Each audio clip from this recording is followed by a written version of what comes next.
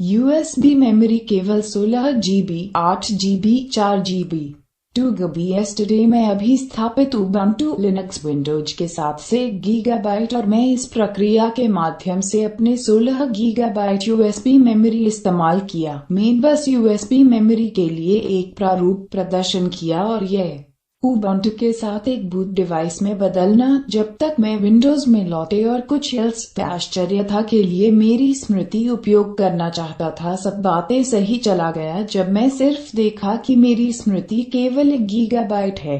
0.98 MB अधिक सटीक होना करने के लिए मेरे आमतौर पर 16 GB के बजाय 14.67 GB। वास्तव में मैं समय की युक्ति जोड़ी और पूरी क्षमता से वापस लाने में कोई सफलता को फॉर्मेट करने की कोशिश की। एक जोड़े को और अधिक मिनट के बाद मैं डिस्क प्रबंधन करने के लिए चला गया। सही कंप्यूटर पर क्लिक करें और कंप्यूटर प्रबंधन करने के लिए जाने के लिए प्रबंधन चुनें और शिशो मेरी डिस्क 2 USB मेमोरी में पाया गया एक अनएलोकेटेड की जगह है और केवल 1006 MB उपयोग कर रहा है। तो क्या आप इस बारे में क्या कर सकते हैं?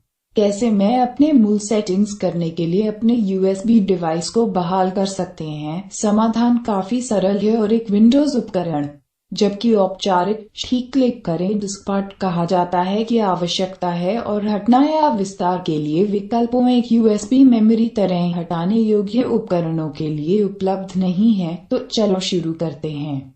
एक कमांड प्रॉम्प्ट विंडो खोले, चलाने और CMD टाइप करने के लिए जाना। 2 कमांड में टाइप डिस्क पार्ट शीघ्र और प्रशासक के रूप में इसे चलाने के लिए आप अगर अपने CMD प्रक्रियाओं सामान्य उपयोगकर्ता के साथ खोला जाता है इस बारे में पूछा जाएगा। 3 डिस्क पाथ में सूची डिस्क टाइप करें। आप इस विंडो 4 करने के लिए कुछ इसी तरह देखना चाहिए। अपने USB मेमोरी संख्या का पता लगाएं और प्रकार का चयन करें। डिस्क 2 बदलें 2 अपने डिस्क नंबर 5 साथ। मेरे मामले में डिस्क 2 के बाद आप मैसेज मिलता है डिस्क 2।